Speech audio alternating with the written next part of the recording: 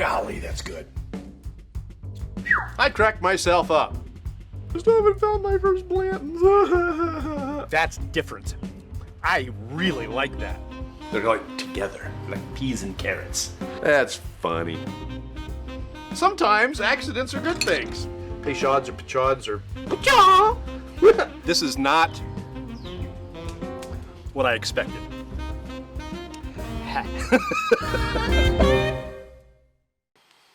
Hey, how's it going? Thursday, 7 o'clock. It's time to get underway. It is Bourbcast night, and I hope you're doing well. Hope you're having a great week. We are going to get right into this because I've got a long one tonight as far as everything I want to talk about. One of the viewers had told me that they wish that I would talk about current events a little bit more. So, with that in mind, changes in the air at Nelson Brothers, the distillery best known for Belle Meade, which you don't see out very much anymore. They've changed it, and they still make Belle Meade, but you have to get it at the distillery, I believe. Anyway, so the brothers are breaking up. Andy is staying. Charlie is going. Says he's lost his passion for it. He wants to do something else. I don't know if he's going to start another brand or what it is, but I just wonder if it can't have something to do with the fact that they got bought. There was a minor stake in Constellation Brands in like 2016, and then 2019 they came in and bought more, like a major stake in Nelson Brothers. So maybe Charlie doesn't like having a boss. I don't know. I know how it goes. Maybe there's too many cooks in the kitchen, so to speak. They're also introducing a rye. We're going to go with this glass tonight. I haven't done this glass in a while. We've been doing the Glencairns, but let's do the Bourbon Trail glass. Hey, Chris, how are you, sir? They're also introducing a rye at Nelson Brothers. It's their first rye with a mash bill of 64% rye, 30% corn, 6% malted barley, and distilled at Bardstown. It's 92.5 proof. So that's what's happening at Nelson Brothers. Another thing, I've called it. I said after I tried the triple mash from Jack Daniel's that they were going to release a single malt, and I was right. They've been sitting on it for 10 years. The first thing they used it in was their triple mash, and then they've been sitting on it. So what they did is released it. Now, you won't see it. It's $100 a bottle for a 750 milliliter, what we call a boy. And you're only going to find it if you fly internationally. It's only in duty-free shops and airports. I don't know why they did that. Seems silly, but okay. All right, so we got other news. We'll get to that in a little bit. This is the Peerless Small Batch Rye. It's one of those distilleries that started in the 1880s. The owner, Henry Craver, took the steps to ensure that his warehouses were government inspected. So they were all bottled and bond, as according to the Bottled and Bond Act of 1897. So he got all of his warehouses inspected. They became federally bonded, so he could do that. During World War II, they closed down production so they can conserve grain, conserve the corn that they had for the war effort. And then, right about that same time, Prohibition came, and that shut them down. They ended up dismantling everything and moving it to Canada. But the stuff that was still in the warehouses, the bonded warehouses, was then licensed to sell medicinally. But the owner of the distillery, Frank Craver, kind of was done with it. And he said, piss on this. And he started a bank, and he started a movie theater. He started a vaudeville stage. And then his wife died, and then he had a bizarre accident. He fell down a long flight of stairs, and his leg had to be amputated, and there were complications, and he died. So the place closes down. And who we got? We got Kate is with us. Hey, Kate, and Ashley. Hi, Ashley. How are you? Glad you're all here. So we're talking about the guy who started Peerless. I'm a fanboy of Peerless, and I don't think I ever really went back through their history. So Henry Craver's dead. Nothing's happening. The place closes down in the 20s, right? Medicinally selling. They were one of the few licenses they had, but who was going to run that? You know, Henry was dead. So they stopped doing anything. Well, flash forward to 2014, and his great-grandson, Corky, and Corky's son, Henry's great-great-grandson, Carson, got a license to somehow revive the name in a 115-year-old warehouse in Louisville. And somehow, I don't know how they did this, but they managed to keep their tax stamp that they got for the Civil War, which is DSPKY 50. So if you look at the new plant that is not in where was Henderson, that one was, the Henderson distillery was the DSPKY 50, but they were able to somehow move that to the new distillery. I don't know how they managed to do that, but they did. So in 2017, they dumped their first barrel of rye since Prohibition. Hey, Michael Bauer, how are you? Coachella Mike is checking in. Nice to see you, son. Nice to see you. In 2019, their first bourbon in over 100 years was released, and that's the release that started the Bourbcast that you're watching now. Because my very first Bourbcast, back when I didn't even know what I was doing, was Peerless Bourbon. But the first one of these, the first rye, rolled off in 2017. So here's everything that Peerless has. They got a small batch rye. They got a single barrel straight rye, a distillery only single barrel rye, which for some reason is listed on OHLQ. I don't know why. An absinthe barrel rye. I did get a haircut. Thank you for noticing, Mr. Michael. I appreciate that. Aren't I gorgeous? They've got the distillery only single barrel rye, which again is listed on OHLQ, an absinthe barrel rye, and a double oak rye.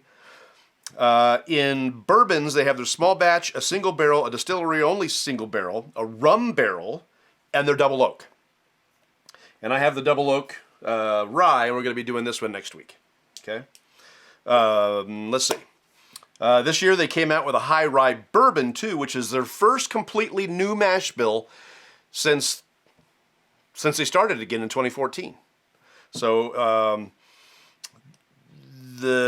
all their expressions are either at or near barrel proof and are crafted using a sweet mash process, which is much more particular than a sour mash process, where some of the spent mash is reused in new batches. So they don't chill filter any of their releases, and you know I like that.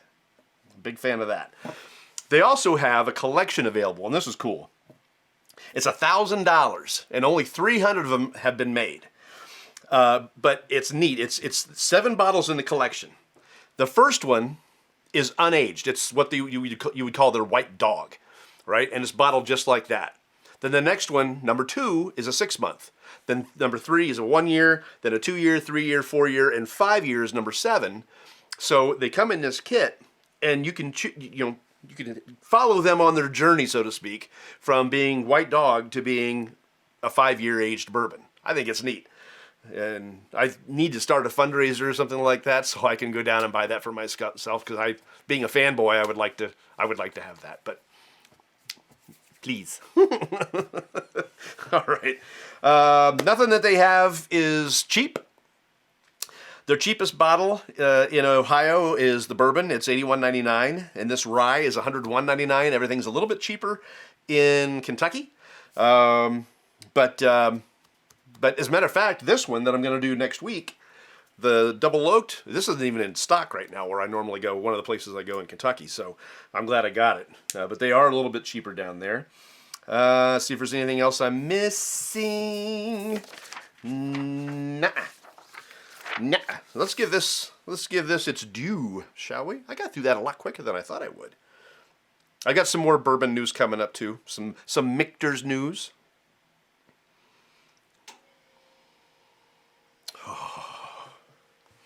I don't know the mash bill of this. You know it's got to be at least 51% rye to be a rye. But the rest of it's undisclosed. I don't know the percentages of anything. So, oh well. Yeah, this has got a really nice Lawrenceburg rye style thing. It's spicy. I do like Peerless. I really do. The cinnamons are really heavy. The honey's nice. That rye spice is just peeking its head through there. A little bit of coffee on it. It's not something I normally find on a rye, but there's a little coffee in there. I like it. I like it. All right. Yum, yum, yum, yum.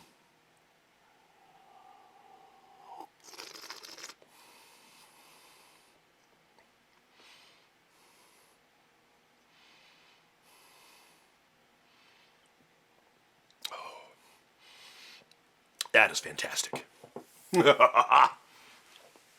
Sipgasm. Okay, so this is another one of those that hits you on the way out. I'm feeling that all the way down. Yeah. Woo. I missed your outside filming location where you had the fire in the background. First time I saw you, memories. Yeah, Michael, I wanted to do that again this year. I really, really did. But internet in the house has just been janky lately. So I was thinking about getting one of those new, like I have a mesh system in the house, but for some reason it's limited to 100 megabytes, and I can't do anything with that. It's not enough power, not enough throughput. So, and I don't have enough throw. I can't get that signal outside. So I was going to look at a new mesh system that allows me up to like a gigahertz. And that would have been nice. And it would go outside. It'd be really, really strong. I'd get as many nodes as I want. But it's $1,000. I don't make money doing this. This is a hobby. So I put enough money into this. So I gotta decide. I gotta make some decisions as to what I want to do to be able to move this back outside. And by the way, right now, Michael, it's raining and it's like 58 degrees. So, and it's dark. It's already dark. So, but you're in California, so it's 4 o'clock and it's always nice and sunny and warm, and I can understand it. But here it's a bit dismal today. So anyway, I remember I had a 4K look to it. Yeah. And well, I mean, this does too. It's just, that was nicer because of the backyard and the fire and everything. So, and for strange reasons, a lot of the wind has been coming from the north. So I'd have been like covered in smoke. Okay. Getting back to this, Michael, you got me off track here. All right.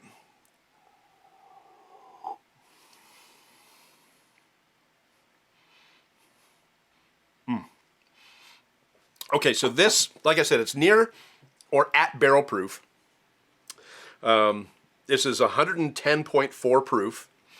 The barrel proof wasn't, they had a barrel proof for a while. I didn't see it on the website anymore, so they may have dropped it and just made everything barrel proof. I don't know. But 110.4 seems like it's up there enough that it could be. The Old Ezra 7 was barrel proof at 117 last week. And that was hot. And I haven't gone back to that either. Yeah, I haven't gone back to it. I probably need to, just to see what it's going to be like after it's been open for a week. But anyhow, this is 110 proof, and it did not drink like it. On the palate, it was very smooth on the palate, very nice. Didn't feel like 110 proof at all. And then after it went down the gullet, that's when that warmth, kind of came around. It's not like it was tepid. There's a lot of body here. There's a lot going on with it. It's just it saved its bloom for later. It was a very slow bloom, but it was all over. Boy, oh boy. I'm going to rename this the Bourbcast. It seems like something I do every time. The Bourbcast. All right. Can you imagine?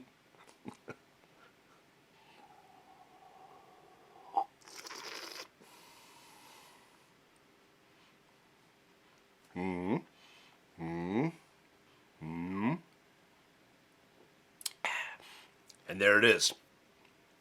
And there it blooms. It's on my tongue. It's on the roof of my mouth. But it didn't happen until I swallowed it. Whew, that's nice. That is nice. I'm a fanboy. I know it. But this is a fantastic rye.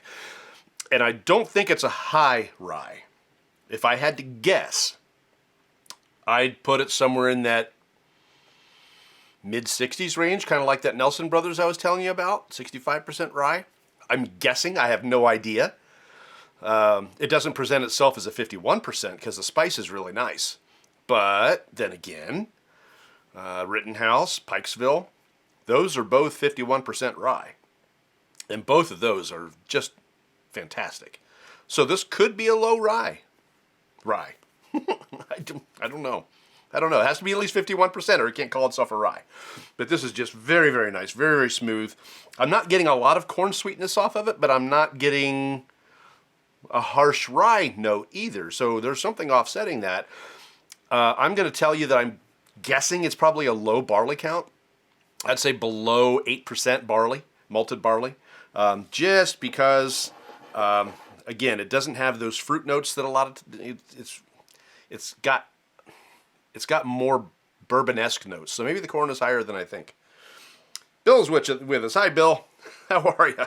We're doing the Peerless Rye.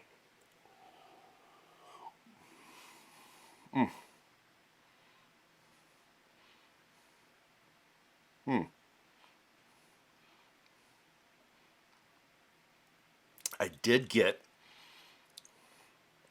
a little bit of a fruit note there, so maybe the malted barley is a little higher than I thought. Oh boy, is that good. This is good. Good. Good. Let's try it with some water on it. And while I'm doing that, I have a little bit more news from Michter's. Michter's is releasing their 2023 Shanks Homestead, named after John Shank, who founded the distillery that would later be called Michter's. It's been released every year since 2018.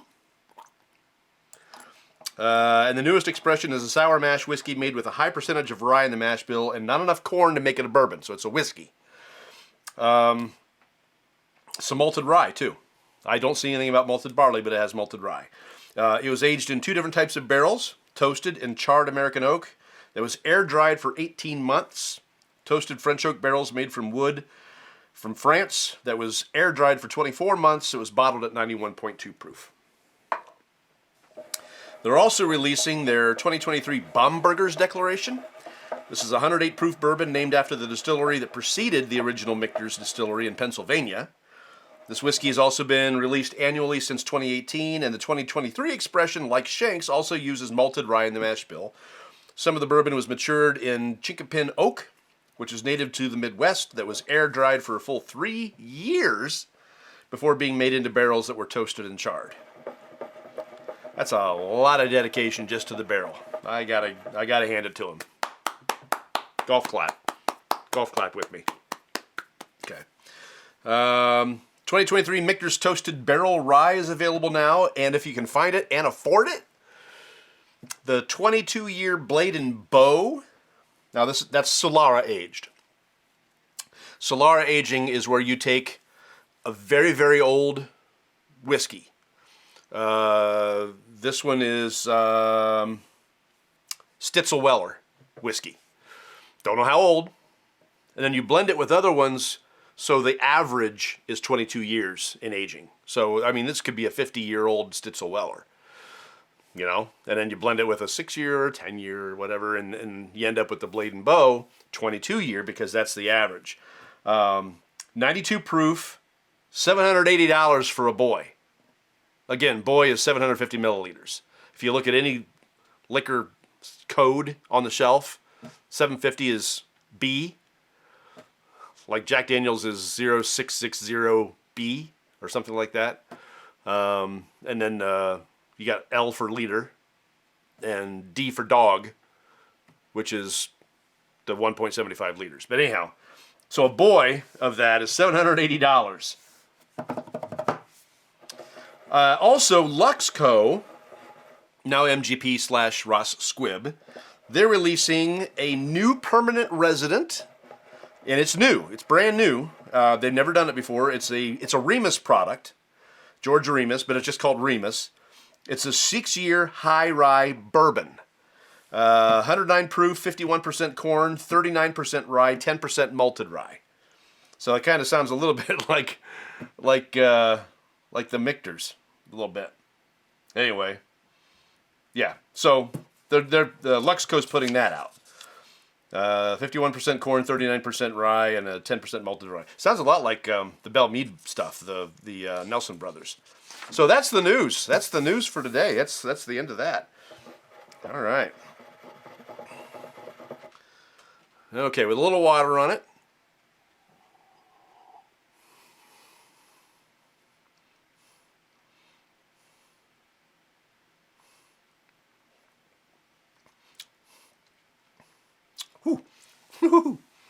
Okay, first of all, it brought up the heat. And strangely enough, I got almost this vegetable vibe when I got it on the palate. Whew, that's warm. It's getting me all the way down. Whew. The water definitely heated that up some. Shoo-wee. Oh my. Michael Sweeney's watching. Hey, Michael. Glad you're with us. This is the Peerless Rye, the small batch. It's expensive. Nothing Peerless makes is cheap. Nothing. Which is fine. It makes me drink the bottles a lot slower, to be truthful. You know, if it's an expensive bottle and I really, really like it, I'll go back to it. Like I did find a few weeks ago, I found the Peerless Bourbon. The same weekend I found the Peerless Double Oaked Rye. And I couldn't help myself. I really like it, and I can't keep it. Now, I'll keep a bottle, I don't know, 6 months, and then it's gone, and then I have to go searching again. All right. No, so I got a vegetable note. It probably is a fluke, but I thought I tasted a carrot.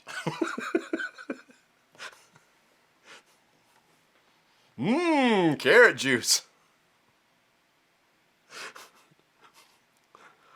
Let's go back to the well.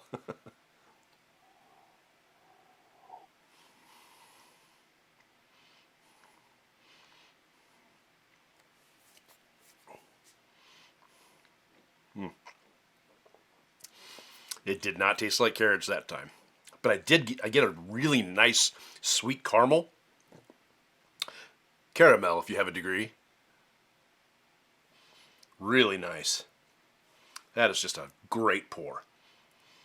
I'm not sure which one I like better, the bourbon or the rye. I like them both so much. Definitely one of the best pours. For me. There's a friend of mine that doesn't like the Peerless Bourbon. I'm like, what? What? How can you not like it? I mean, everybody has their own palate, right? This is, shoot. Okay.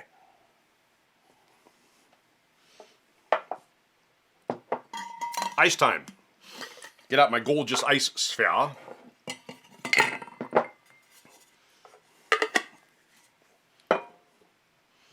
right.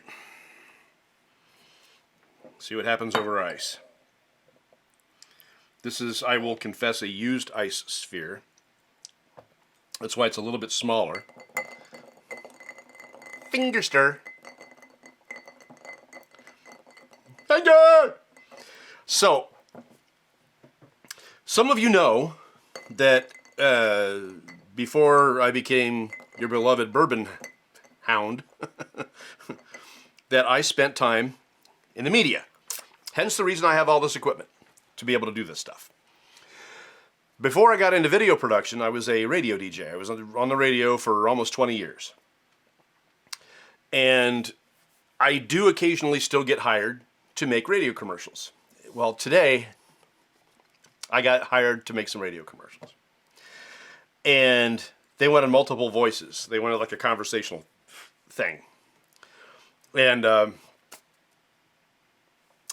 I told the guy, I said, look, I'm going to experiment with some AI on this. And I found a few sites, excuse me, and I am amazed at what you can do with AI now. I had this woman with a sultry voice, and she's like, do you know what I want to talk about? And I put this together, and I sent it to somebody because it's hilarious. And I said, I don't know, what do you want to talk about? She said, bourbon. How do you like your bourbon? I said, oh, I drink it neat most of the time. She said, ooh, so you like it stiff? Me too. Oh, it was hilarious. It was hilarious. And it was all AI, except for my voice was in there, and then the woman was AI. I was amazed, just amazed. So I almost didn't make it to the Bourbcast because I've been playing with AI all afternoon. It's hilarious. And it's fun. It's so cool. And scary. All you gotta do is type in what you want the person to say, and they say it.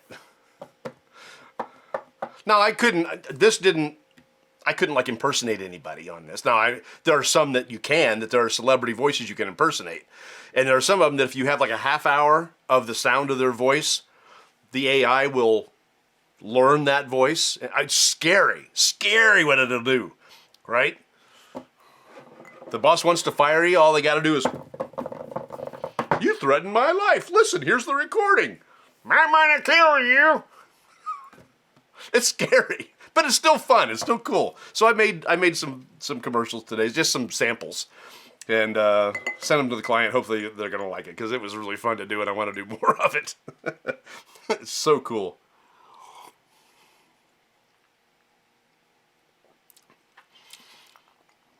Some darker notes, tobacco. That coffee came back again that I got on the nose. The sweeter notes are gone. The bite is gone, but I'm still it's still coming through. So if you wanted to use it for a cocktail, if you wanted to, you can. But there's other ones that are so much cheaper that come through just as well. I can't help it. I'm a purist. I don't make cocktails out of the good stuff. I don't.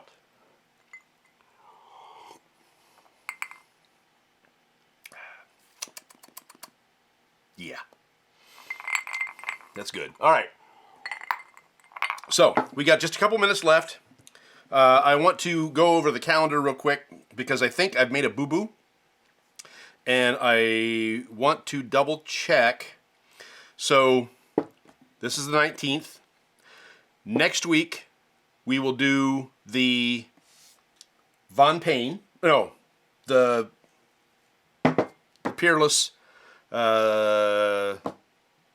Double Oaked Rye. That'll be on the 26th.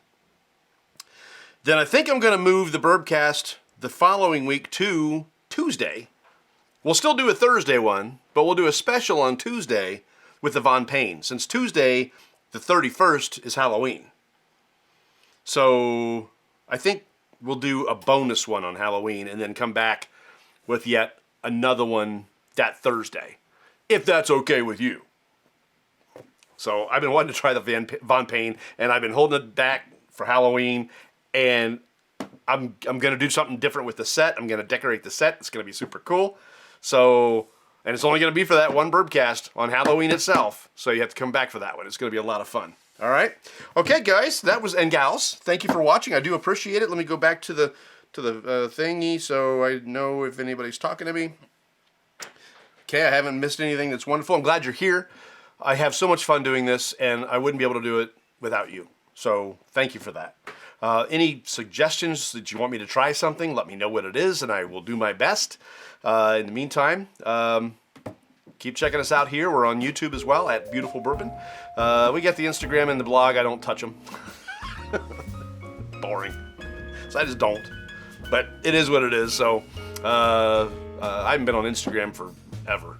So it is what it is. So, all right. Hey, you guys take care and gals, and we will see you next Thursday for the Peerless Double Oaked Rye. And I'm really looking forward to it. It's going to be a lot of fun.